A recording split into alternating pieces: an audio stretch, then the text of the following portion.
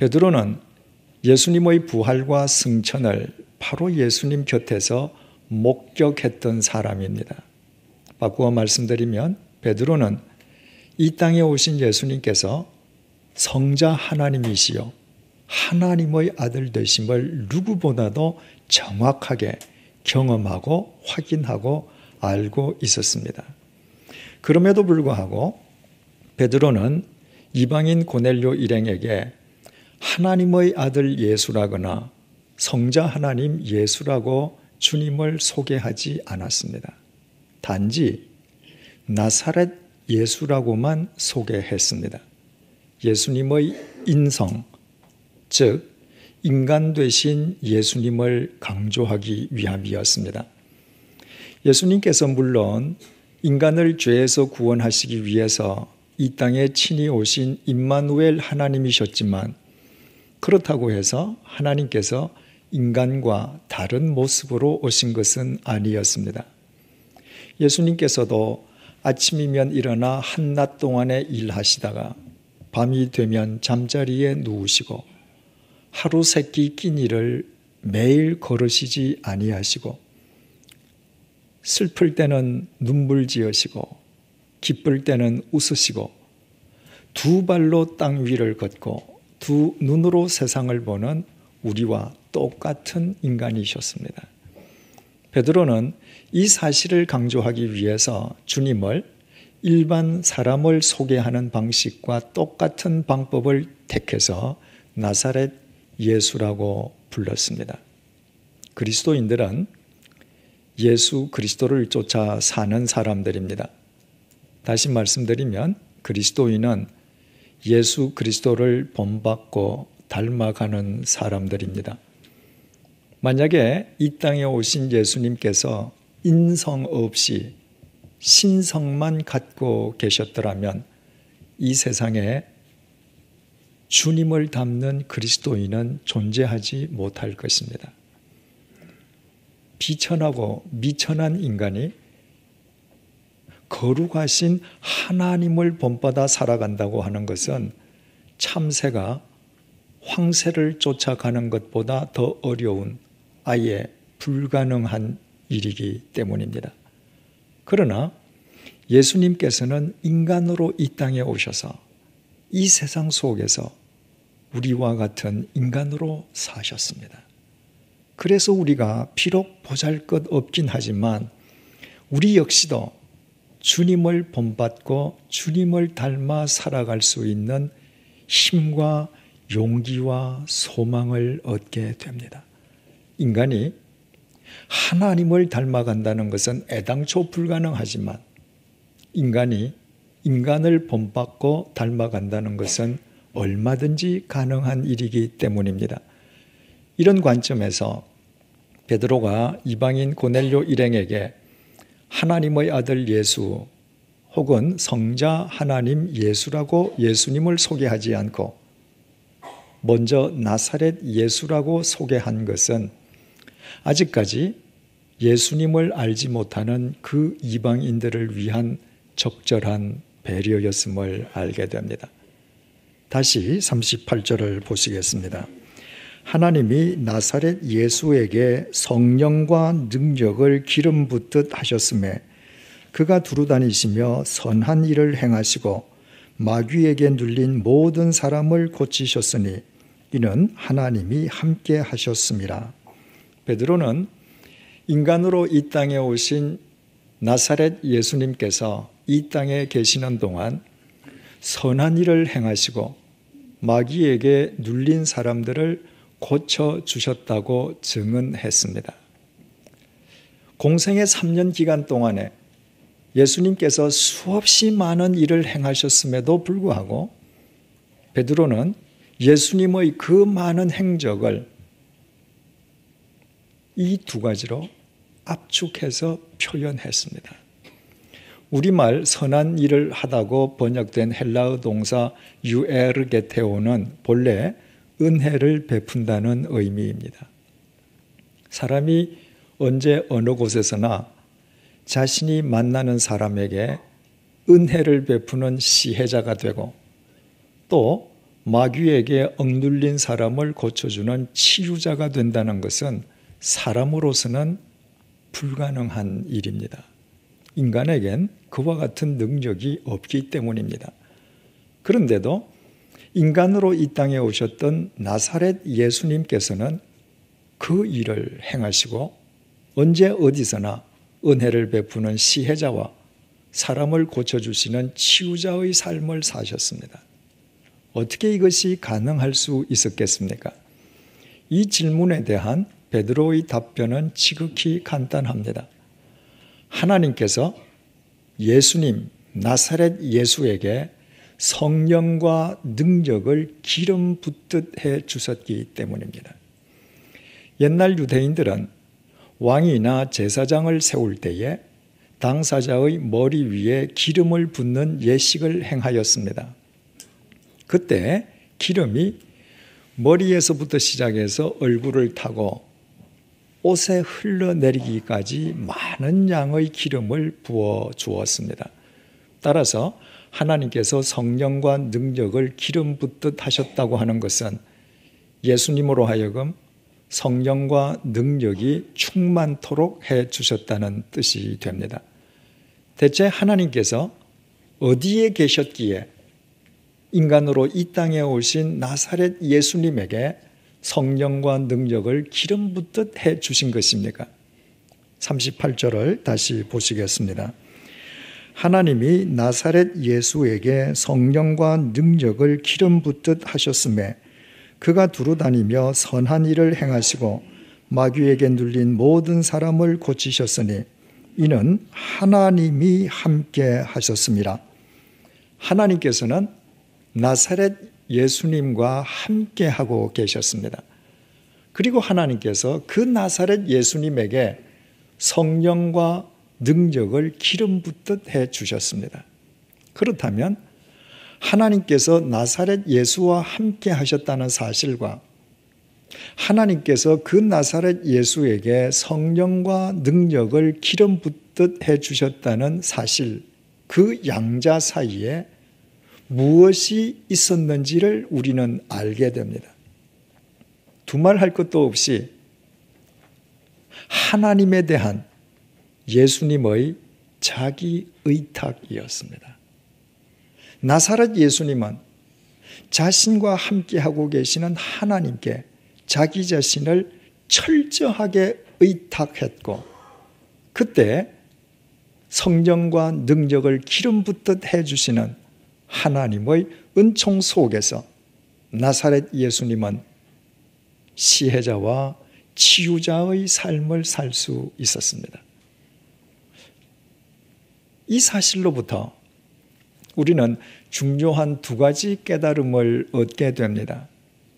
먼저는 우리가 비록 보잘것 비천하기는 하지만 그러나 우리 역시 하나님께 우리 자신을 의탁하기만 하면 성령과 능력을 기름 붓듯 해주시는 하나님의 은총 속에서 우리 역시도 시혜자와 치유자의 삶을 살 수 있다는 깨달음입니다.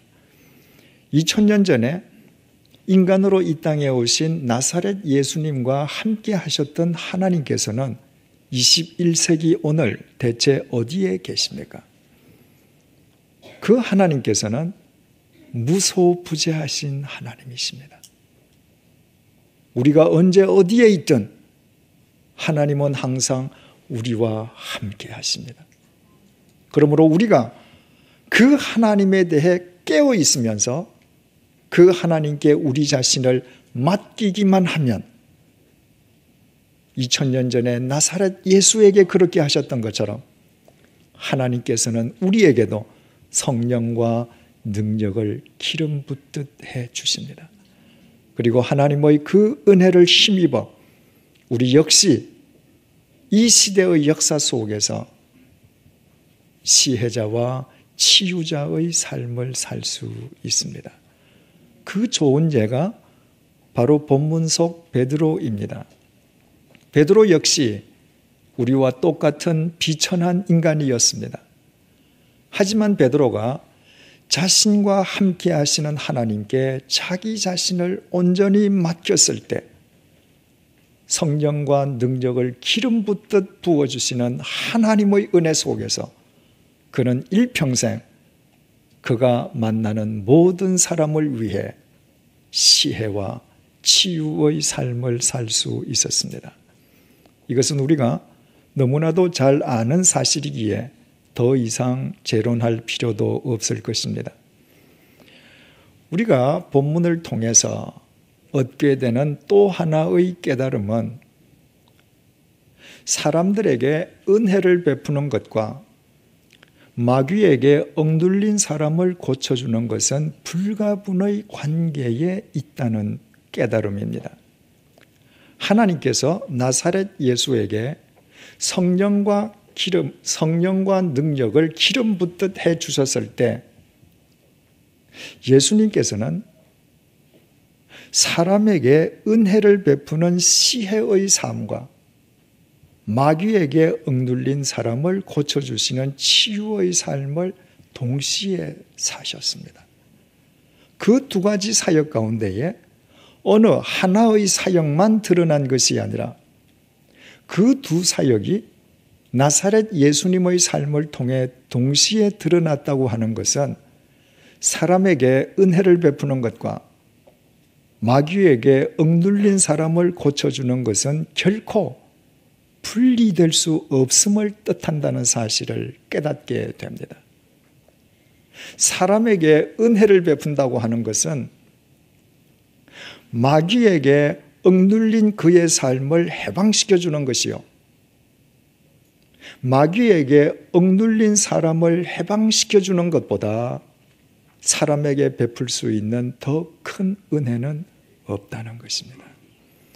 그렇다면 우리 역시도 나사렛 예수님을 본받아서 마귀에게 눌린 사람을 해방시켜주기 위해서는 본문에서 마귀에게 눌린 사람이라고 표현한 이것이 구체적으로 무엇을 의미하는지 바르게 이해해야 할 필요가 있습니다.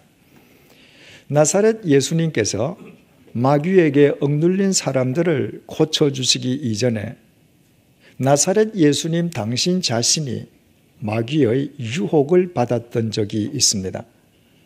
40일 동안 금식하셨던 예수님을 향해서 마귀가 내가 정말 하나님의 아들이라면 돌들로 떡덩이를 만들라고 유혹했습니다. 사람이 돌로 떡을 만들 수 있다면 돌로 황금인들 만들지 못하겠습니까? 그것은 바로 물질에 대한 유혹이었습니다.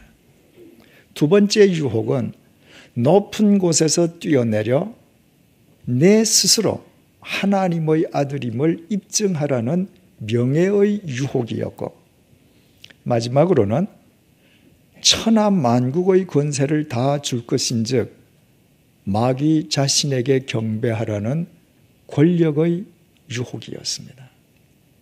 이를테면 본래부터 인간 속에 내재되어 있는 물질욕, 명예욕, 권력욕을 섬기라는 유혹이었습니다.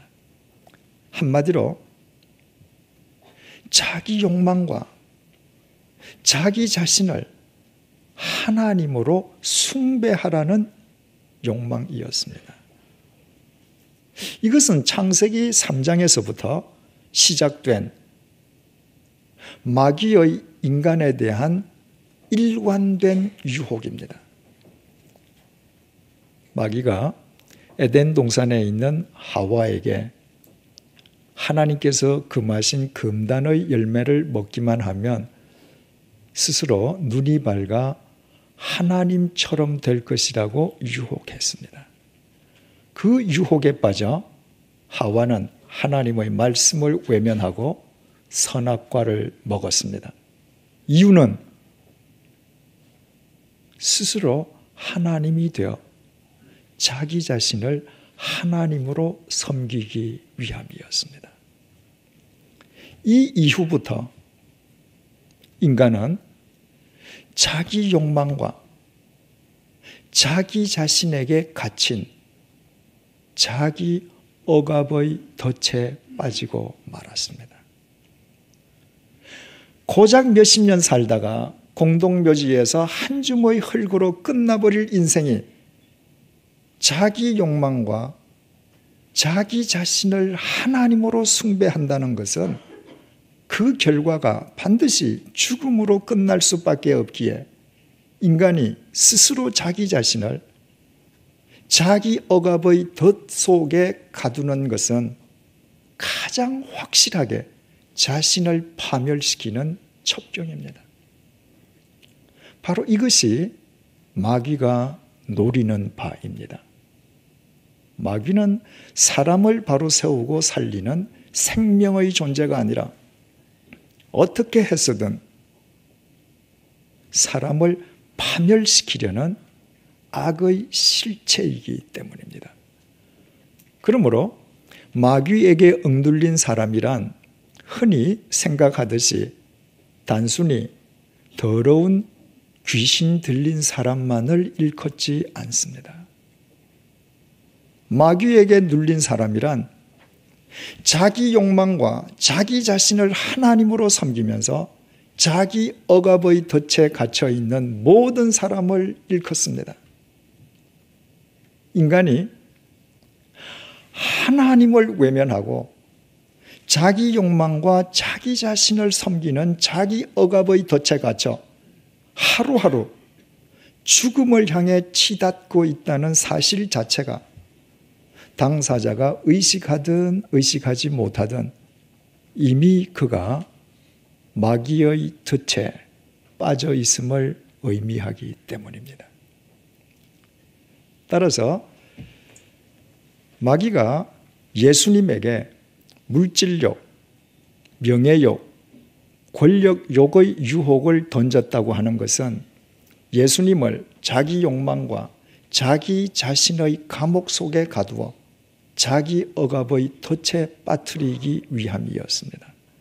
그러나 예수님께서는 마귀가 던진 자기 억압의 그 유혹의 덫을 말씀으로 물리치셨습니다. 기록되었으되 사람이 떡으로만 살 것이 아니요 하나님의 입으로부터 나오는 모든 말씀으로 살 것이니라 하였느니라. 기록되었으되 주 너의 하나님을 시험치 말라 하였느니라. 사탄아 물러가라. 기록되었으되 주 너의 하나님을 경배하고 다만 그를 섬기라 하였느니라. 이처럼 예수님께서는 집요한 사탄의 공격을 하나님의 말씀으로 분쇄하셨습니다. 아담과 하와는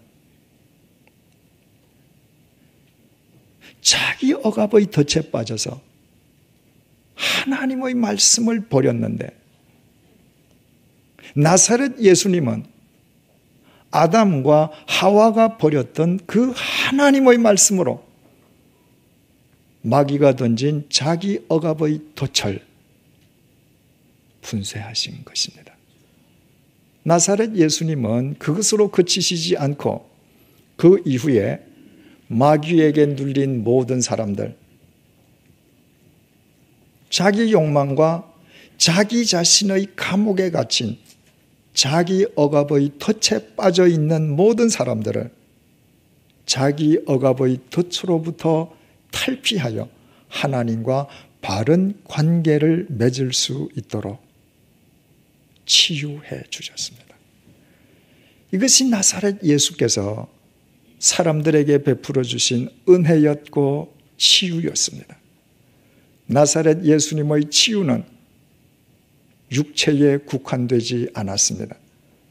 나사렛 예수님의 치유는 영육 간의 전인적인 치유였고 공동묘지에서 한 줌의 흙으로 끝나버릴 인생을 하나님 안에서 영원히 살리는 영원한 치유였습니다.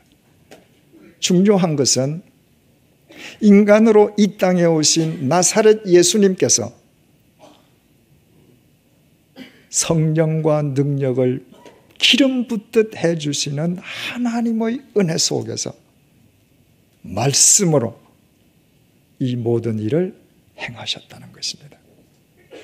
우리는 여기에서 하나님께 자기 자신을 의탁한다는 것은 곧 하나님의 말씀에 자기 자신을 의탁하는 것임을 알게 됩니다. 38절 말씀을 한 번 더 보시겠습니다. 하나님이 나사렛 예수에게 성령과 능력을 기름 붓듯 하셨음에 그가 두루 다니시며 선한 일을 행하시고 마귀에게 눌린 모든 사람을 고치셨으니 이는 하나님이 함께 하셨습니다.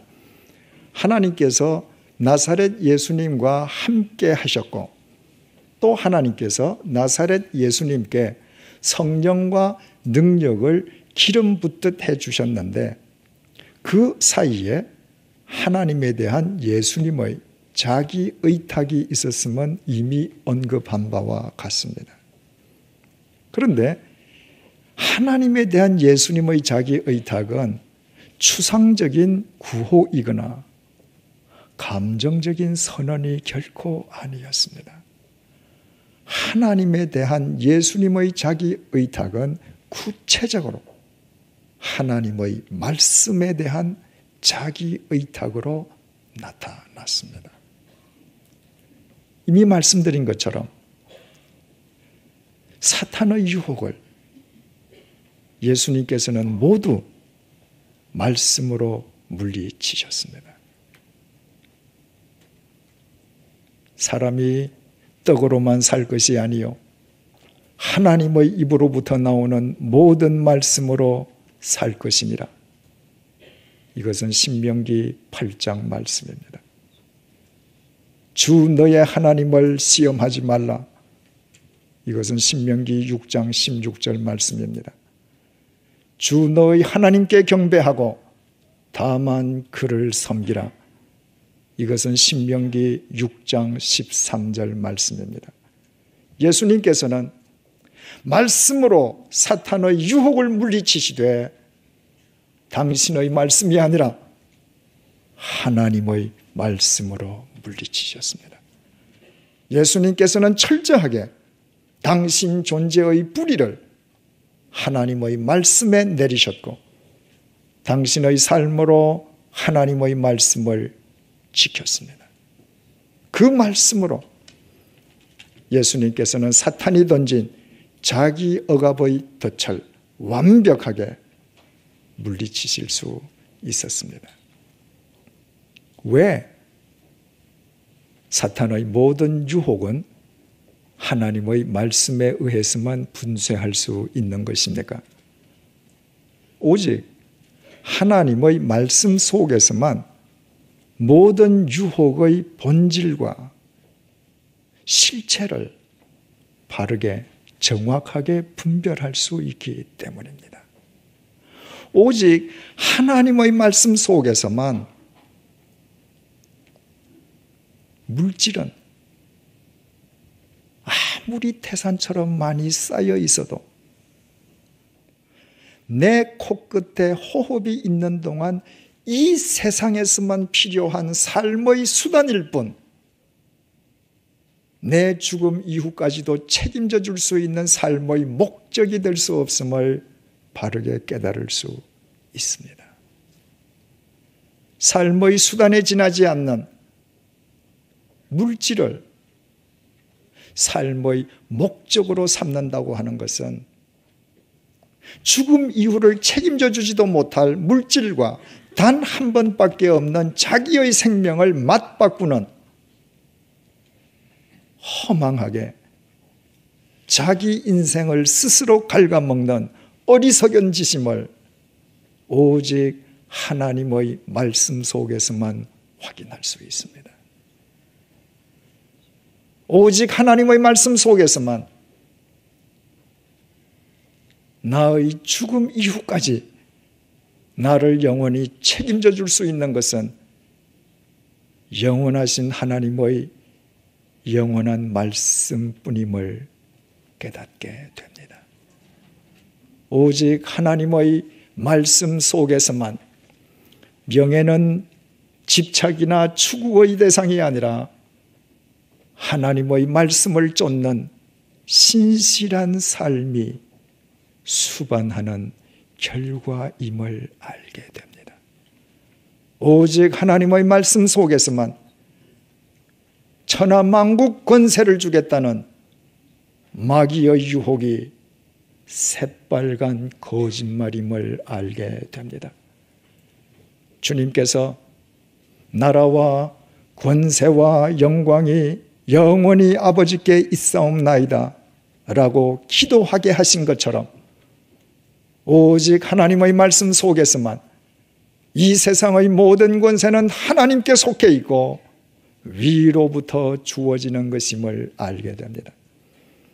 그래서 오직 말씀 속에서만 이 세상 그 어떤 권세이든 권세 그 자체를 삶의 목적으로 삼다가 비참하게 자기 파멸하는 어리석음을 범치 않고 어떤 권세이든 주어진 권세의 겸손한 청지기로 살아갈 수 있습니다.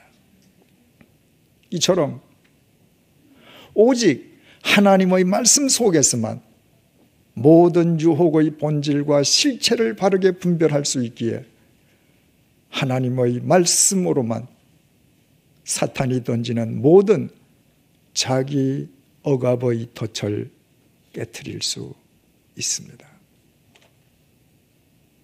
아담과 하와가 자기 억압의 덫에 빠졌던 것은 하나님의 말씀을 버렸기 때문입니다. 하나님께서 분명히 말씀하셨습니다. 선악과를 먹으면 너는 정령이 죽으리라. 그러므로 아무리 선악과가 보암직하고 먹음직하고 탐스럽게 보여도 그 본질은 죽음이었습니다.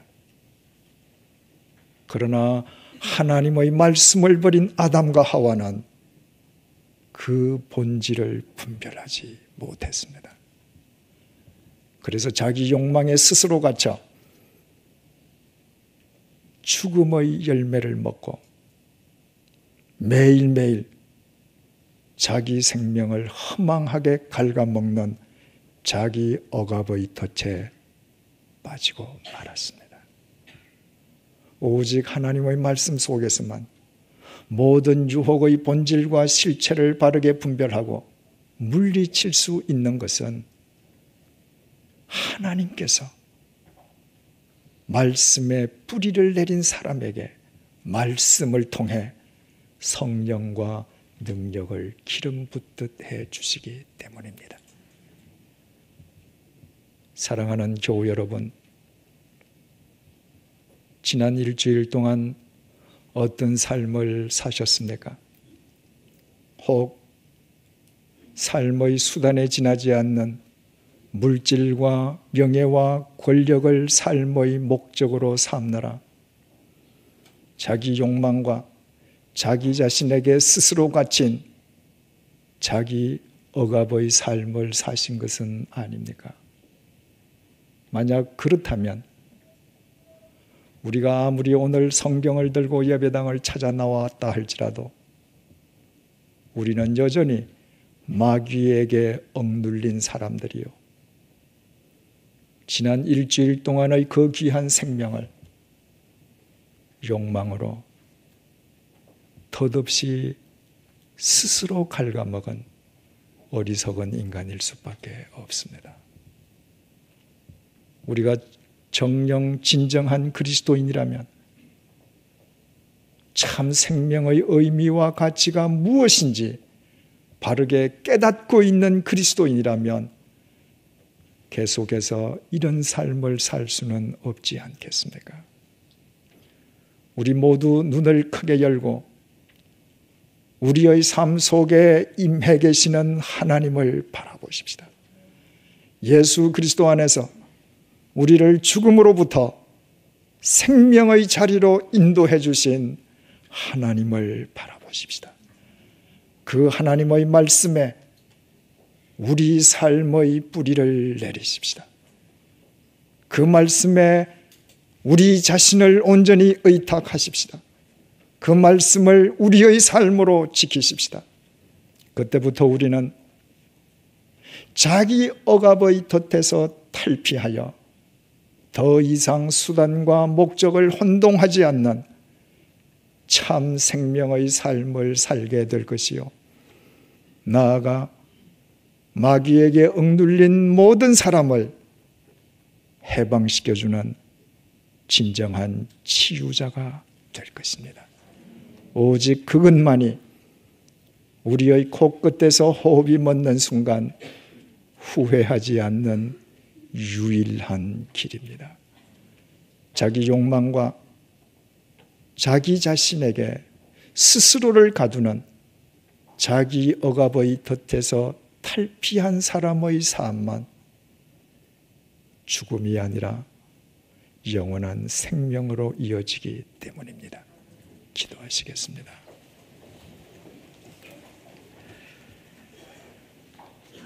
하나님, 아담과 하와가 마귀의 유혹에 빠져 하나님의 말씀을 외면하고 금단의 열매를 범한 이후 마귀에게 억눌린 인간은 늘 자기 욕망과 자기 자신을 숭배하는 자기 억압의 덫에 갇혀 있습니다.